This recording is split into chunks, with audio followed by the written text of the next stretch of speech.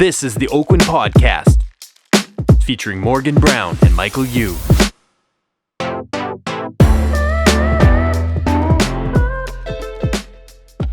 Welcome to the Oakwyn Podcast. I'm your host, Michael Yu. And I'm Morgan Brown. And I'm the Podfather. Woo woo! Yeah. Welcome back, guys. This is a busy market. Yes, it is. And so, what are you recommending? We're going to get into a topic right away. I think. Okay, let's jump into it. Go in raw. Let's do it. Yeah. And I think what we're seeing a lot of, we're getting in there. What we're seeing a lot of is people trying to kind of push they're seeing opportunities for their clients, right? Yeah, for sure. I think, as agents, there's two ways of doing business. There's a reactive way of doing business where basically, people are like, I need to buy a place, I need to sell a place, something's going on. And then you just kind of react. And then there's a proactive way of doing business, which is obviously to make suggestions and, to kind of think 2 or 3 or 4 steps ahead. Mm-hmm. Before a client is thinking about doing something, you're planting some seeds and kind of going from there. Totally. Yeah. And so I think one of the biggest thing is upgrading your current residence or buying an investment property. Yeah, totally. Right? Yeah, for sure. So tell me, Mike, what was your first upgrade? Okay. Well, my first upgrade was, so I moved from a condo in Richmond to a house in East Van. So yeah, that's a big upgrade. Very big upgrade. Big. Yeah, that's a jump. That's right. So I bought my first condo. I think we talked about buying our first condo. Yes, we did. Like yeah. So I bought my first condo in Richmond, and then I bought an investment. Then he stripped nude, guys.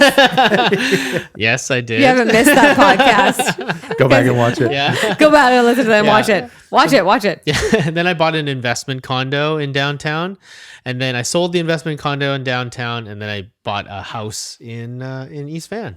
Yeah. Another house? That house. That house. Right. So, story about Morgan and our houses. So, I was living in a house in East Van on This Fraser. is so, like, he has a totally different, when we talked about the last one where you're just like false truth. Okay. So, this is how I see it. So, I was living in East Van and in that house that I upgraded to. Yeah. So, it was a Vancouver special. And the house actually, I grew up in a kind of an older Vancouver special. I always wanted to renovate one. We lived with our grandparents. Our grandparents lived downstairs. We lived upstairs. So I always was like, okay, I'll buy one too. And my mom will live downstairs with me. So my mom was renting a condo. So I said, okay, let's come live with me in my basement. And it was awful. I can't believe you're such a good son. Like, I would never, ever let my parents step foot in my house. Well, careful. He hasn't told you about the part where he evicted us.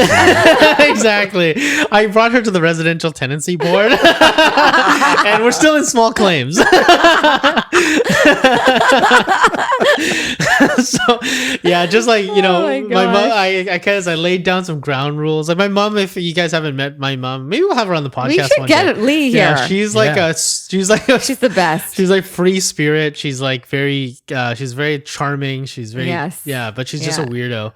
And so she was. We should do a mother edition. That'd be fun. Yeah, we should do a mother's edition. That would be crazy. Yeah, that would be. Yeah, we should do that. I'd love to get Deb on here. Oh my God, she'll be like, well, let me tell you what to do. I'm gonna tell you what she's. Anyways, my mom's weird too. Yeah. Anyways, that's funny with our moms though, because we are quite close with our mothers. We are very close. Yeah, very close with our moms, right? So for sure. So yeah, my mom lived in the basement for a while, and then after we were like just cats and dogs, and then she got her own place, and thank God. And but that was an upgrade. Huh? That was an upgrade from your condo. Yeah, that was an upgrade. But then he moved back downtown. Yeah. And we both lived downtown together. Right. And we used to meet up and everything. And then he ended up moving back to his house. Yeah. And then I bought a house. So I had this rule before when I was, when I was dating someone, I would live in my house in East Van. And when I was single, I'd move downtown. I had a condo downtown. So I moved downtown. Gosh. And because that's where the good looking people were. Happening. And then you get it's so accessible, right? Yeah. You can go out and eat. Yeah, exactly. Not drive. And it's just much easier. Yeah. What was your first upgrade, Morgan? Mine was, I bought a studio as my first purchase. And I think I mentioned that. And then I bought a waterfront property with my husband, actually, I think he bought it. I don't even know. And then we bought something to renovate because we were renovators. We like to renovate homes. And then we upgraded that and we went to another property on the waterfront, which is just on Cooperage. It's 980 Cooperage. We Yeah, they had a really cool spot. Who was the agent that sold that? Oh, yes. Let me tell you. This guy will never call back. Terrible. He said to me, "Oh, just give him 10,000." Like at the end, I was like, "What?" Okay. He's like, "Oh, he's gonna walk away." I'm like, "He's not gonna walk away. But that's okay." We negotiate totally differently. We're like, I'm a bit easygoing. I'm like, Throw money at him. I mean, stop throwing money away. No, but yeah, and that was like a great thing. And all of those things really gave me opportunities to grow my wealth in real estate, which is great. And I mean, I regret selling all of it, but don't do that. So this is what I'm trying to tell people is you should be able to leverage and to invest. Well, I think it's better, obviously in hindsight, you shouldn't sell anything, but I think if you're that's the point of this episode of the podcast is to upgrade to get into a better property class, into a better class of properties, which we did to get there. Yeah, exactly. Yeah, so, I mean, we're self-made people.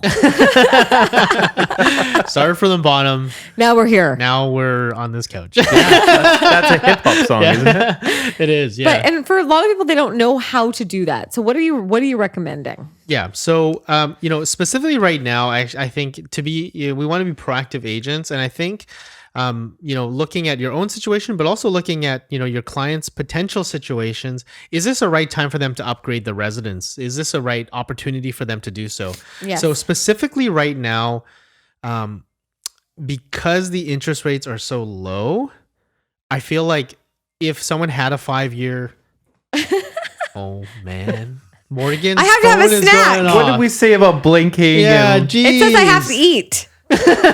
Okay, do you need something Should we to have eat? a snack? No, right now? no, just keep on going and I'll eat well. You guys are. Do you want a snack? I have a snack. What do you have? I have like cheese. I have like It's like A charcuterie kindergarten. board.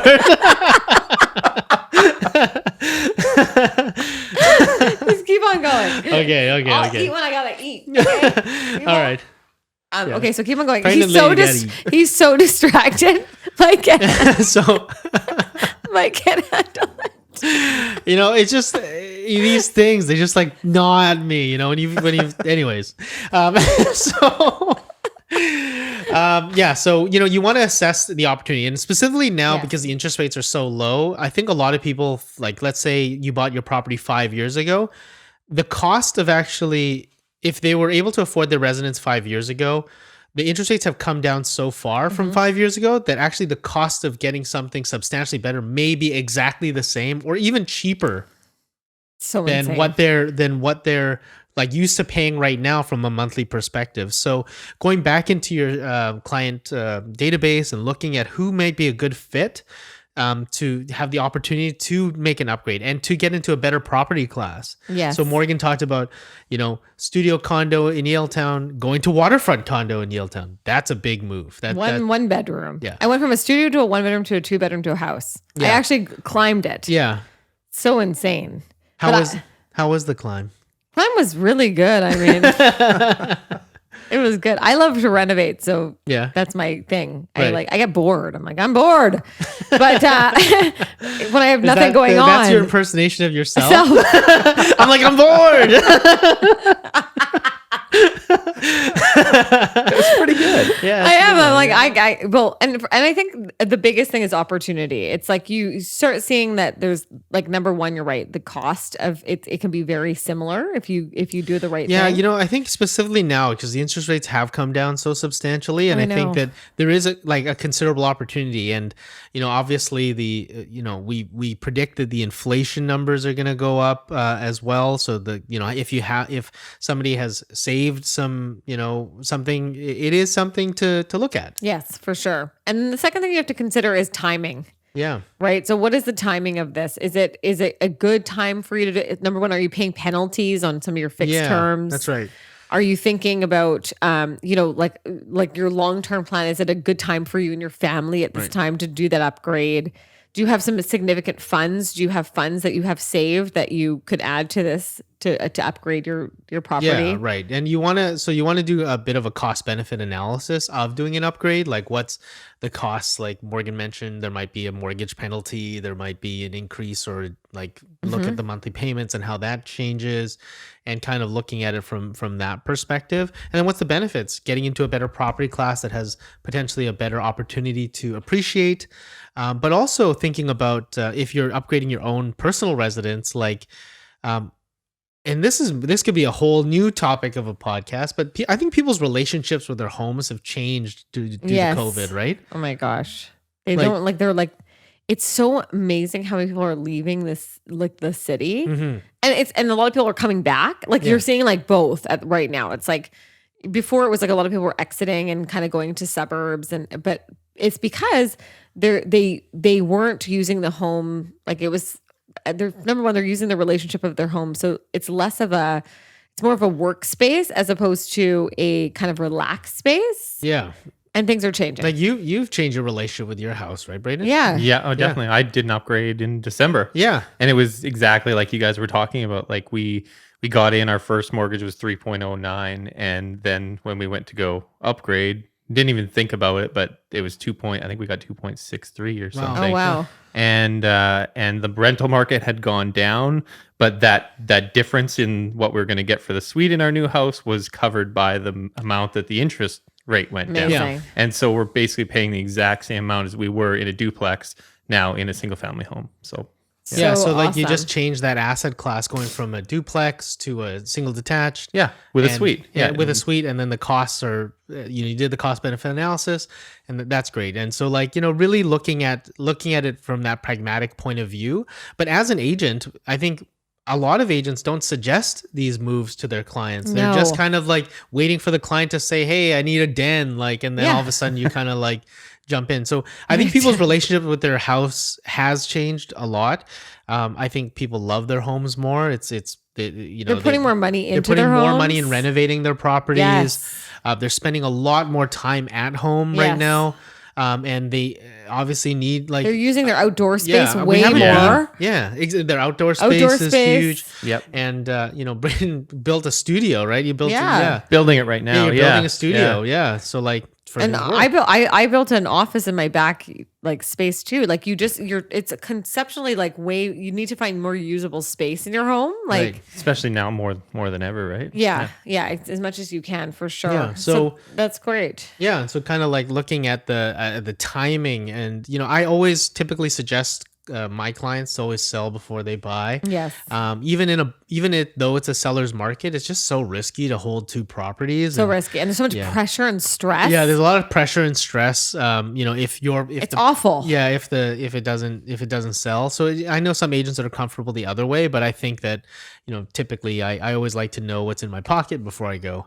Yeah, and I think spending the also cheese. timing also is for other clients is also to show them how much they've grown in their assets. Like that's a big thing for Yeah. them. Like they may have been sitting there for 5 years, and the market has gone up. So saying, hey, like you've built 200,000 in wealth here. And Yeah. like, I was talking to Steve Skoretsky yesterday, and he had one client that bought a property for I think 1.45 last year, 6-7 months ago, and just sold for 1.9. Right.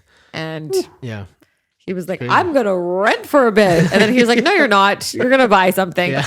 But he brought that to his attention. Steve brought that to his client and said, like, look how much your asset has grown. Yeah. Like, And this then is we the can time for you to do reallocate it. Exactly. And I think you can upgrade your principal residence, which is there's huge advantage to that, because if it has appreciated in value, there are no capital gains, there's no taxes in Canada for the sale of your own principal residence. So that's like in some cases a huge wealth creating opportunity. So there's one thing, and obviously jumping into a better asset class. And I've been advising a lot of my clients who own investment properties to upgrade their investment properties. Yes. So if they're so I had a client that had 4 individual condos, and strata fees were starting to come up. Oh, and interesting. and I was like, this is kind of whittling away the profits of these properties. Why don't we sell all these and get an apartment block?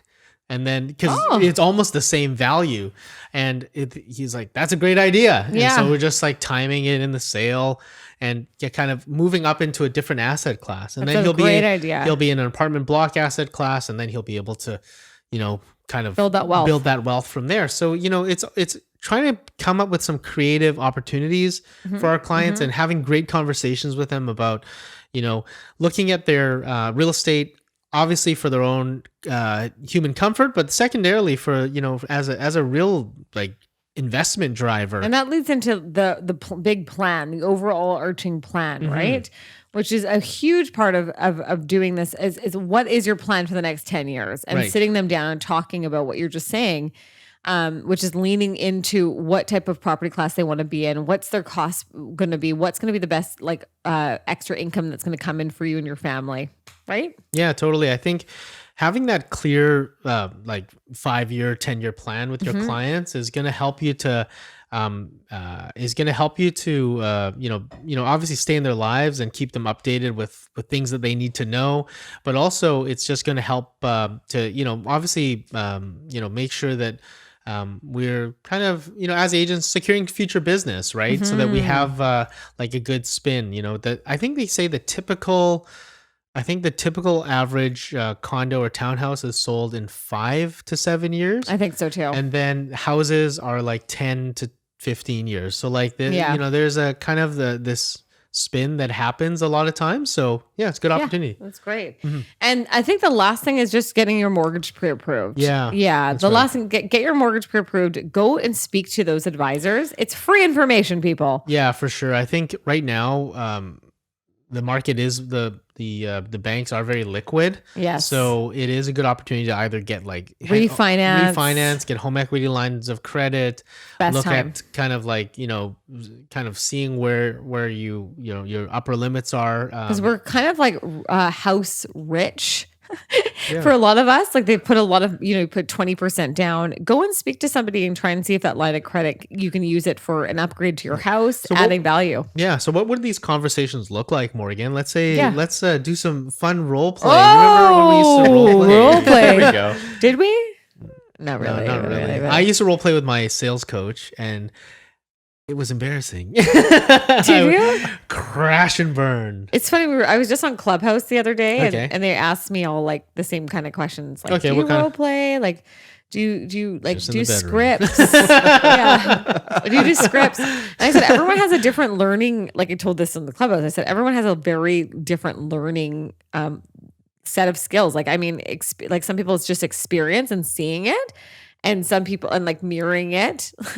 And then some people need to like run through the script so they feel super comfortable in what they're doing. Do you like scripts? I hate scripts. I'm an improv person. I'm the other person. I'm the one that I'm like, I want to watch how you're talking. And then I'm just going to manipulate that so that I feel really good about it and confident. Yeah. So I was heavy into scripts when I first got started, like super heavy. I would like memorize them verbatim. And then I kind of realized that it's not really the script, it's notes. It's like, these are the notes you want to hit in each engagement. And so just how you get there is going to be more interesting by kind of being able to free flow but you want to hit certain notes. Like every appointment you want to hit, like, you want to talk about these 4 main topics. Bing, bing, bong, and then basically bing, bing, bong. Bing, bing, bong. I love that. Next appointment, I hope you're listening. Make sure to tell your client, bing, bing, bong. I don't know, like what I don't know. That has to be your ringtone for my phone. Bing, bing, bong. Okay, your phone has been annoying to me too. It's been like running off, and I'm trying to change topics, and it's not going well. Oh my God. Yeah, but like, so I'm not a big fan of scripting, but I think to enter these conversations, I think so how would you, let's say you were going to talk to one of your previous clients about potentially upgrading, how would you do that approach? I'd say, okay, Ryan, this actually just happened. So I have 2 clients. And they called me and they have a pre-sale that they actually moved into. Right. And they rented their house to just have a principal residence basically. And she just said, like, what do you think I should do? Like, I have a couple and I always say these are your options. And so I think my discussion starts with, hey guys, so now let's look at everything that you have. Like let's look at all your assets that you currently have in real estate. What is your long-term plan? And they'll start talking about like, well, we're kind of considering we want like a bigger house. Our kids in school here, we might want to move a little bit closer. Right. And then listening to them. Half of the time, people are just telling and directing, but really, these clients really need to be listened to so you can hear those notes of what their main goals are. So that's my type of, I'm more organic. I just want to hear what their main goals are. And so my suggestion was, okay, these are the three options. One is to sell your detached house that's rented and then go and keep this condo as a rental property and then buy something else. Or it's to actually liquidate them all and to buy something that you really want to live in for long term, close to your kids' school. And so we're doing that. We're actually going ahead and we're selling their property their investment property that's like a year old. We're going to sell their property in 6 to 8 months after they can kind of move back in and readjust. And then from there they're gonna go ahead and buy their dream home, which is the upgrade, right? So, and then from that, I usually say to them, the first steps is speak to your broker. Speak to how much can we get? Is it 3.1? Is it 3.2? Is it 3.8? And what you're comfortable with as kind of being able to pay every month. And because they did that, they made the choice. Yeah. Because they get all the facts and then they feel really comfortable. Like, I think once people get all the facts in front of them, then they can easily piece together the right decision. Yeah. My approach, I always like, if we can't meet in person, I like to meet on Zoom or in real life. But, I think always just reconnecting with your past clients is something that is a great exercise, a great practice to do. And, I think in the back of your mind, so an agent from our office, Andrew Wan, taught me this trick. Ooh, AW. Yeah, he's a very, very, he's a close friend and he's a great agent at our office. And he believes in just simplicity. He looks through his database and because he's a very intelligent guy, but he looks through his database and he kind of can feel which clients that he's had in the past would potentially. Do you ever do that? Like just looking through your database, you're like, okay, well, this person might be ready to do something. So he kind of does it in an organic way. And he texts them, doesn't he? Yeah, he just texts them. Yeah. I do calls because I think my clients are more. They like hearing the soft, sultry. No, I like hearing that deep podcast. Yeah, that voice. deep pod. Voice. I do everything email. I'm like an emailer. Oh, you're an email? I think they know I'm busy. They're very busy. It's again your clientele. Yeah. So then I'll say like, oh, this is a cool place, and I'll send them something cool, and then all of a sudden the conversation's had. Yeah. And then we get on the Zoom, and then. Oh, that's a good way. So like Morgan just mentioned, like presenting an opportunity for them first. So like, let's say they're living in a Vancouver special in East Van, you might show them like a detached house in the west side of Vancouver potentially. And then just to and they laugh and they're like, oh, Morgan, you're always like trying to get us moving around. And I'm like, well, do it after April. Wait. Yeah. Why? It's because of the market. Because the market is way better later. Yes. And I'll have a new baby. Yes. It'll be great. Okay. That diamond crusted rattle. Yeah.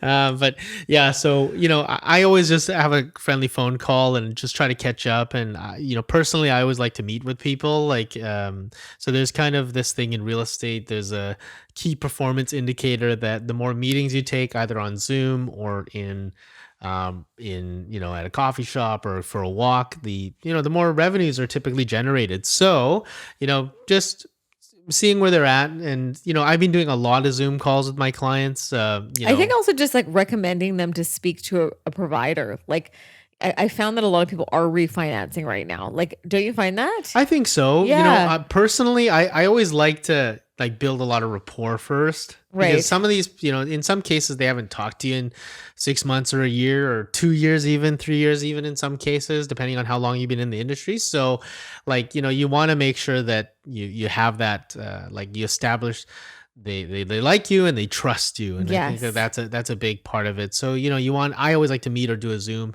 have a, like, try to gain that that rapport and trust, and then kind of make a suggestion. Hey, have you thought about upgrading? I have a lot of clients doing this right now, and they're really successful in this case. And I was just thinking about you as maybe this would be a good option for you at this time. And usually they'll say, oh, you're giving us opportunity to build my wealth in real estate. Yeah. And it's amazing. I mean, they want that, but they don't have that guidance. So be that person to direct. Yeah, for right? sure. You can be a bit directive in this case. Yeah. Yes. So let's go ahead and do key takeaways for Sure. this guy. So Yeah. basically, number one, actually, why don't you do our key takeaways?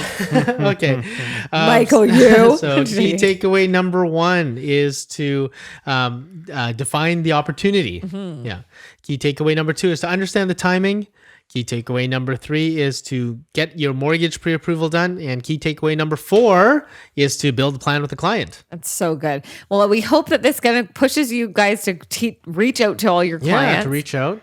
And I think a lot of people are reaching out right now to the other way. So being ahead of it and definitely knowing what the properties are and what the next step is for them is great. Yeah, awesome. And on that note, guys, thank you so much for listening to the Oakwyn podcast.